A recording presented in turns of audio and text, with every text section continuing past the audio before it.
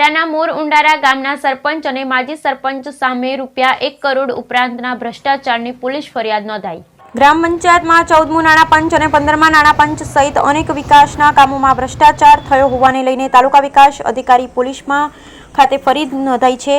ગ્રામ પંચાયતના સરપંચ મહેશ સોમા પગી, માજી સરપંચ સોમા બાપજી પગી બંને સામે આમ પિતા પુત્રએ કરોડો રૂપિયાનો ભ્રષ્ટાચાર કર્યા હોવાનું સામે આવ્યું છે। મોટા ઉંડારા ગામમાં વર્ષ 2015થી 16 થી 2022-23 સુધી સરકારી વિવિધ ગ્રાન્ટોમાંથી થયેલા વિવિધ વિકાસના કામોમાં સીસી રસ્તા સહિત અન્ય કામોમાં ગેરરીતિ કરેલા હોવાનું જિલ્લા વિકાસ અધિકારીએ બનાવેલ ટીમ દ્વારા તપાસ કરતા કરોડો રૂપિયાનો ભ્રષ્ટાચાર આવ્યો બહાર। પોલીસ મથકે ગ્રામ પંચાયતના હાલના સરપંચ મહેશ પગી અને માજી સરપંચ સોમા પગી સામે કરોડો રૂપિયાના ભ્રષ્ટાચાર કરવામાં આવવાને લઈ વિવિધ કલમો હેઠળ ગુનો નોંધાયો। નાયબ પોલીસ વડા PR રાઠોડ દ્વારા આ તપાસ હાથ ધરાઈ।